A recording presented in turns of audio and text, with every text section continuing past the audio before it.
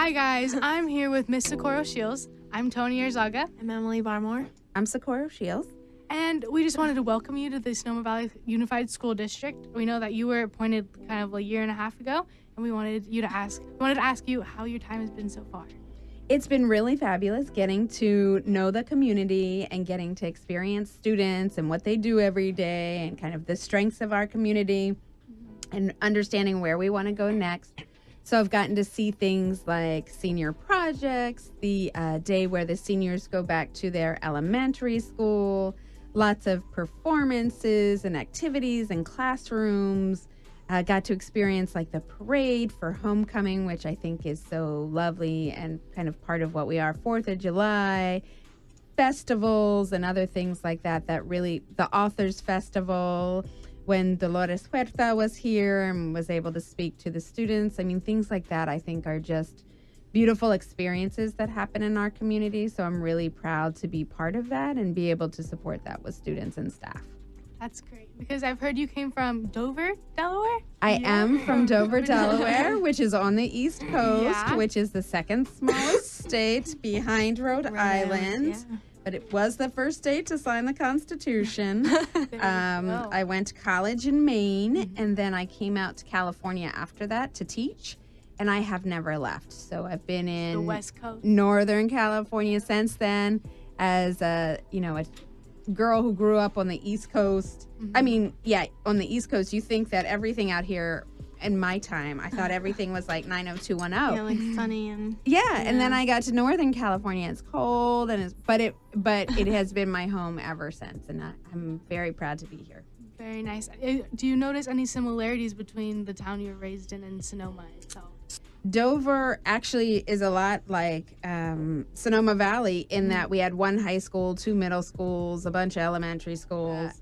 Agricultural background of the community is something that's very familiar as well, kind of our roots in that and helping others and growing food for others. Delaware is really a lot of poultry, and so things like that I didn't realize were part of who I am. And then when you grow up, you're like, oh yeah, that's why I think that way. So, after you left college and you went to Bowdoin College in Maine? I went to Bowdoin in Maine. And you majored in Spanish and Russian. I did. So you see the importance in language and a bunch of like how it applies to community and stuff like that. You know, we all learn and grow in college, including the adults. And I went to college, I thought, and here's a lesson to be learned for anybody listening. I went and thought I would go into medicine, and then the schedule for classes, like it required a lot of labs. So I went instead into the humanities, and I was able to study abroad. I studied in different countries, and I spent time in the former Soviet Union. So I do believe in a global society and really being connected to a global world and finding our place in that and contributing to a better place for everyone. And so things happen because they're supposed to. I also firmly believe that. So medicine wasn't where I was going to make my contributions. So that's why you moved to the Bay Area? I did, to teach. And with that cultural view, you started, am I right, you started teaching bilingual first graders? I've spent my whole adult life working in education because I believe for a strong democracy, we need an educated populace. And I think public education is the only insurance of that. And so that everybody can do their best and be their best and have opportunities. I was thinking on my drive over, like I think one of your questions was like, what do I want? What do I want for I want every student, no matter where you're from or what has happened, to have every opportunity laid out in front of you and to be able to make any step you want, whenever you want, whether it's when you're 18 or 28 or 38. I want what happened in your career here as a student in Sonoma Valley Unified to really prepare you to take on whatever comes next. I really feel that because I actually have been in the bilingual school system since kindergarten in the Spanish immersion. Since I lived in San Francisco and San Diego, and then I just carried Spanish throughout. And with that, with knowing Spanish, like multiple opportunities have come up. Like I'm a swim coach, so I'm able to swim. I'm able to teach kids in Spanish, and I'm really grateful for just the community of Sonoma for teaching me that as well. Just the Mexican population and the Caucasian population. Absolutely. Intertwining. I really intertwining. Because just being in high school, I've learned so much about like different cultures and different like things about that, and I think that's like a really cool example of that. I also see that you found a love for alternative education, and I feel like in Sonoma High we should incorporate more of that, especially being in the arts program. I see the importance of alternative education and just kind of intertwining all the different subjects in one, and I wanted to see your take on it and like how we can improve our education. Last night I was able to go to the Student of the Year celebration for the Boys and Girls Club. Mm-hmm. And 4 students from the high school, and each of them had their own journey to get to this stage. And what I think is important about alternative education is a lot of different things happen in each of our lives. Some things we can control and some decisions we make, and then some decisions that other people make that really influence our life. And so because I believe so strongly in public education, I think we have to be relentless in helping students find the right path for them. And sometimes we veer off, and sometimes we need something a little different. And so for me, alternative education means finding those pathways to get everybody to their success point. And we all grow and develop at different rates and times. We find our truth, we find our voice, we find our passion, and that even changes over time. And so kind of how can we create opportunities for any student at any time to be their best and to find their tomorrow, and just always be behind them and cheering them on and moving them forward, even when people make mistakes, even when we make bad decisions. I mean, that's part of growing, right? Every single one of us has a couple of mistakes that were doozies. And we learned from, and we just want to protect people that they don't make such mistakes. It forever changes their life. But part of that's just growing, and we got to, hug people through it. You get through it. You fall down, you get back up. You make a mistake, you've got a new decision to make tomorrow. And that's really what we want to make true for young people, right? Because we all feel deeply, and sometimes one of the things I've learned growing older is some of the decisions I thought really mattered in the moment, and I don't want to say wasted, but I spent a lot of time and a lot of emotion on it.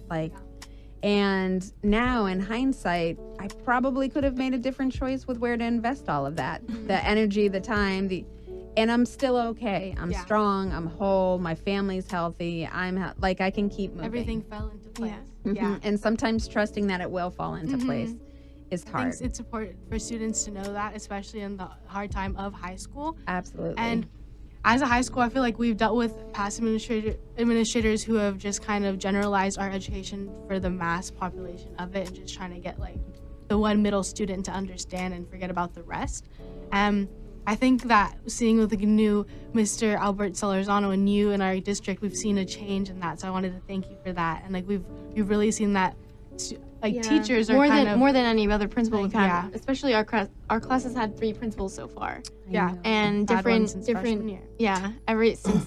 And I had in middle school I had 2 principals for 2 years, and so I think we've all noticed change and stuff, and obviously it's all changing back to where we see that you guys are caring for us a little more. We also are very appreciative of many of the teachers who, regardless of some changes, have always been here and always cared. So helping them kind of have the freedom to do what they need to meet the needs of students is also part of our job. How do we make sure we can support meeting everybody's needs, and that everybody's getting the highest quality of everything in front of them for their future?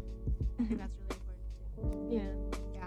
We should talk about the fires. Do you think you should talk about the fires? Or maybe, unless you have some more stuff. When we got the kind of alert thing, or the new message for the week off of school, we all were kind of oh, whoa, we forgot that teachers were actually people, and they lived in places that they couldn't get to, or they couldn't do certain things. And so I feel the main goal for everyone is just to keep school running, but also you have to avoid certain things like graduation dates. Can you talk about the graduation date for if you guys have decided anything for that for the seniors? The graduating seniors? I don't think that there'd be a shift or change in that. And then we do have to think about if there's a time where we lost significant number of days. We've lost 7, and that's, really bordering on significant time. Again, because we believe every day counts, every minute counts, every class counts. Stay in school and always be here. That I know we have dedicated staff and teachers who are going to find every way to make every minute we have powerful and learning. But is there a world where in future years we'd have to stay another week or make up a week somewhere? I don't believe that'll happen this year. I don't believe there's any proposed changes to graduation or anything like that. So I want students to feel confident and comfortable. But I know your teachers are thinking about, how do we make sure first semester is strong? How do we end grading period, covering everything we needed to? So, I mean, it is kind of an extra consideration teachers have to grapple with. Okay, I'm going to switch back to a more personal note. We want to find out about what you do in your free time, your school experience, just getting to know you as a superintendent. I did a lot of research on you, not to be kind of stalker-like, but I see that you really incorporated in the Bay Area, from going to the Santa Rosa school districts to Palo Alto to Morgan Hill to Sacramento. And do you see any similarities and differences, and how will you incorporate that in the new position you have as our superintendent? When I went to Sacramento, over time, it did the same thing. The cost of housing went up, and then coming here, the cost of housing affects schools too. And I get to participate in this thing called Sustainable Sonoma, and it's a group of many different people with many different perspectives that meets and talks about topics that are important. And the topic they chose to talk about was housing. And while it's not something that schools do, we care about it because we want families to have homes. We want there to be diverse communities so that students are in diverse schools, so that all of those things are happening. And while we don't build houses, we want to be in a community where families aren't stressed by having to pay the high cost of living or not have jobs that make living wages. And all of those things matter because strong families have strong students, and we know that life is tough, and so we wanted to influence that as much as possible. Yeah, I agree. I think housing in the wine country is a big deal, and after the first set of fires, I know that a lot of our classmates moved to states like Nevada and Arizona because of it, and we just lost a whole wave of people. Well, with the race, I see when I've encountered being the part of a bilingual pathway, you see the differences in the races in our school, and just being the majority of it being Caucasian and Latino, them coming together, especially at Adele Harrison, you don't really see it because you have the only bilingual school and then the mainly Caucasian school coming together, and you feel the tension as a middle schooler. And we've noticed the tensions disappearing when you grow up into high school, but you also comes into play the language barrier, and we wanted to ask you what will you do to improve that, knowing your background in the diverse communities you've once worked in. I think it's important that people remember that cognitive ability is distributed across all our populations. So whether someone's family doesn't have money at the moment, or kind of they might not even have housing at the moment, food might be scarce, their parents might speak another language, that doesn't mean people aren't smart. That doesn't mean they're not capable. That doesn't mean that they can't be in AP classes or a dentist or a doctor and so just remembering that some of those categories which we might fall into are temporary. Things I don't want for myself and I don't want for you is I don't want to be driven by fear. So I want us to be able to support you in ideas. So, for example, I've heard some students talk about being able to afford college, which is a serious concern. In the end, if a now graduated student doesn't want to go to college, I want it to be their choice. And I do believe the way kind of our world is, we will always have to be learning, whether you're doing it formally or informally, whether you go to a trade school or a college. People expect a lot. So, there is, I think, sometimes a misunderstanding that we don't care about CTE or we don't care about, and that's absolutely not true.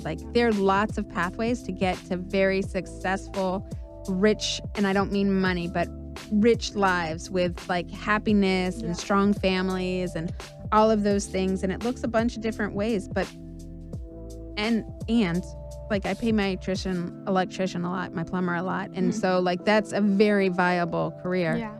But you have to know things. You have to be, and that doesn't happen without going to more school. Again, whether it's formal or informal, but you're learning things that Knowledge are changing. is power. All the time. And you have to be interactive with people, and they have to trust you. And they're letting you into their house. They're letting you, tinker with things they don't know about. And so all of that really matters. And any of those pathways are fine. And you might not even choose that when you're 19. Again, but you might choose that when you're 29.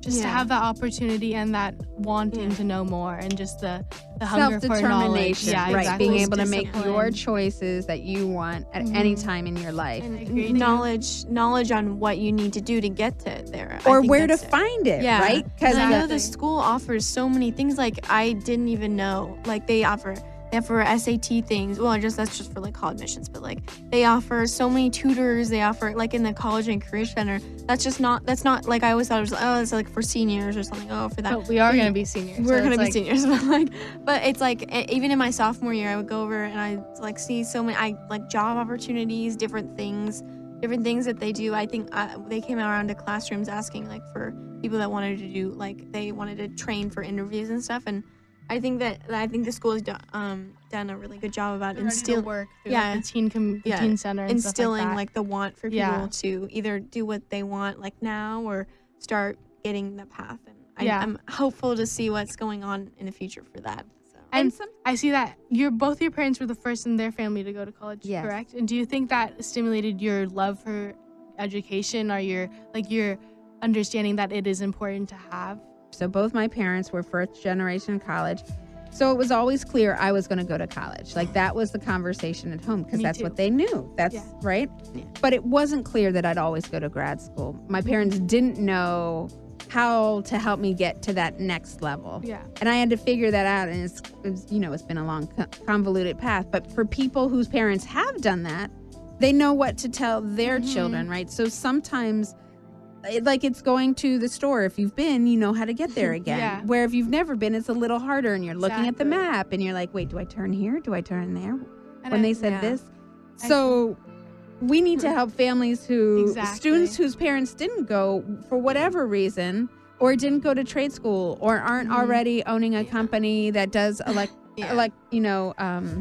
something big or something what they knew what they wanted to do. How do they figure out how to do that? I think that's a really big problem in our community as well, because of the amount of there's not a lot of kids that have parents that have went to college. They don't know the SATs, UC admissions, and stuff like that.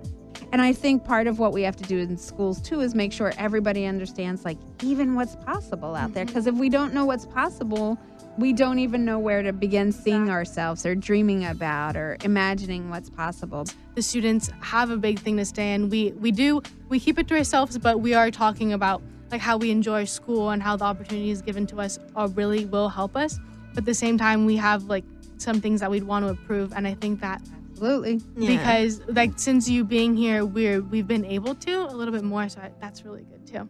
Yeah, feedback's important, and like I said, I don't doubt at all that every adult here wants to do the best for you. We also see the world very differently and experience every day differently, and so if something's not working as we thought it would or should, we need to hear from you, and we need to be open to changing and having a conversation about some of the whys and the whats, and then take next steps together.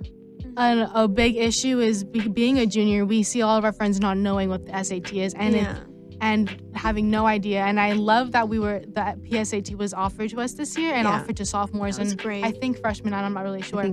Freshmen.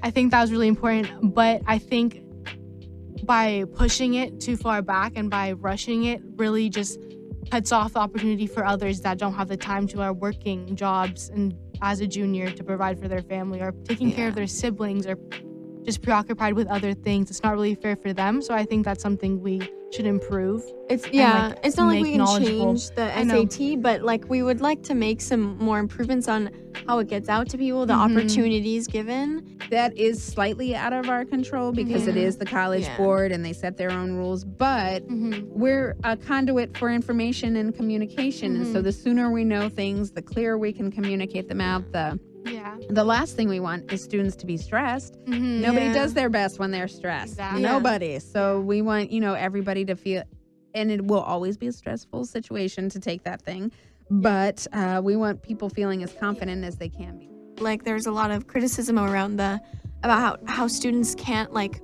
more underprivileged students can't help out. They can't get as many, like, helpers or, like, tutors as, like, more wealthy students. Everyone needs to unless they're a prodigy, they need the tests, and they need to know how to study for them, and they can't really do it on their own. And I think it's part of the school's duty to have the community included in that, and like if you want to make the change right now, it stems from like kindergarten. It stems from like it's a whole process. And like, I think what we're always trying to do is make sure there are no surprises, right? So people understand. So even the choices you take in middle school, the courses you take and make in middle school affect what you're able to take in high school, the experiences you have. And I think even knowing that there are these tutors and that there are these practice classes or practice books, and all of that does cost money. And if your family, like if your money's spoken for because you've got things you need to pay for and don't have a lot of the extra, how do we get those experiences in front of families so they don't suffer and students don't miss those opportunities to also grow stronger? Because again, it's not that they're not smart enough, but if they haven't had the same type of practice and understanding, then it's not really fair. And how can we help keep it as fair as possible? And I don't know that I have all the answers, but I think those are great questions that you're asking. Your own education should be your own path and your own way. And that's what makes you beautiful and strong and unique and who you are, and that's okay and that's beautiful. That's what makes our society great, and that diversity of experiences is what makes us a better place, a better valley, a better community. You guys are really skilled and talented. Thank you. We'll work on it. We're working on it.